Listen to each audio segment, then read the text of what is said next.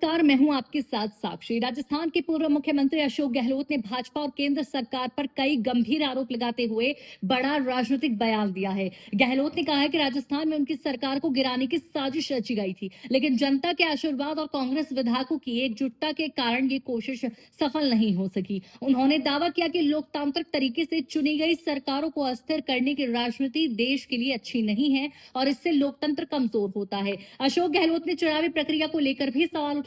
उन्होंने कहा कि देश में चुनावों की निष्पक्षता को लेकर लगातार चिंताएं बढ़ रही हैं और कई राज्यों में चुनावी प्रक्रियाओं को लेकर विपक्ष अपनी आशंकाएं जाहिर करता रहा है। उन्होंने पश्चिम बंगाल चुनाव और अन्य राजनीतिक घटनाओं का जिक्र करते हुए कहा कि लोकतांत्रिक संस्थाओं पर लोगों का भरोसा बनाए रखना बेहद जरूरी है। गहलोत ने एसआईआर प्रक्रिया को लेकर भी सवाल उठाया और कहा कि चुनाव से जुड़ी हर प्रक्रिया पूरी पारदर्शिता और निष्पक्षता के साथ होनी चाहिए ताकि किसी भी तरह के संदेह की गुंजाइश ना रहे। चलिए आपको सुनवाते हैं और क्या कुछ कहा अशोक गहलोत ने।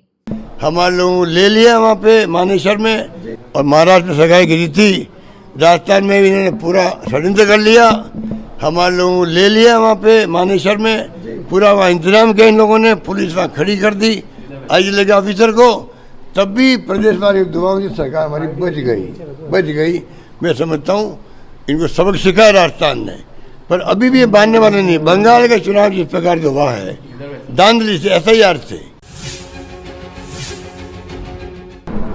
नीट का भी, सब में जो स्थिति बनी है ना, वो लाखों बच्चों के भविष्य का सवाल है। राहुल जी को ट्वीट कर रहे हैं, एक्स पे लिख रहे हैं, बता रहे हैं कि लाखों बच्चे, 1 करोड़ बच्चे हैं लगभग, सब जो मिला करके एसएससी, सीबीएसई, आपका नीट और भी एग्जाम है, इन सब के मिला के लगभग 1 करोड़ बच्चे प्रभावित हो रहे हैं। तो क्या मतलब उनके परिवार में क्या बीतरी होगी। राहुल गांधी जी नेता प्रतिपक्ष की भूमिका निभा रहे हैं और इनको जिस प्रकार से ये माहौल बना दिया देश के अंदर, फासिस्टी माहौल है, डेमोक्रेसी खत्म हो रही देश के अंदर। चेत जाओ देशवासियों, प्रदेशवासियों, नौजवान पीढ़ी को मैं कहना चाहता हूँ, चेत जाओ आप लोग। बंगाल के चुनाव के बाद में तो आप ये तय करेंगे कि किस राज्य में किस पार्टी की सरकार हो, ये तय करेंगे। कब तक सरकार टिकानी है, कब घर भेजनी है।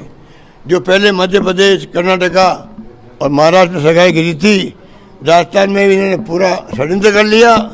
हमारे लोगों को ले लिया वहाँ पे मानेसर में, पूरा वहाँ इंतजाम किया इन लोगों ने, पुलिस वहाँ खड़ी कर दी आईजी के ऑफिसर को। तब भी प्रदेश वाली दुआओं से सरकार हमारी बच गई।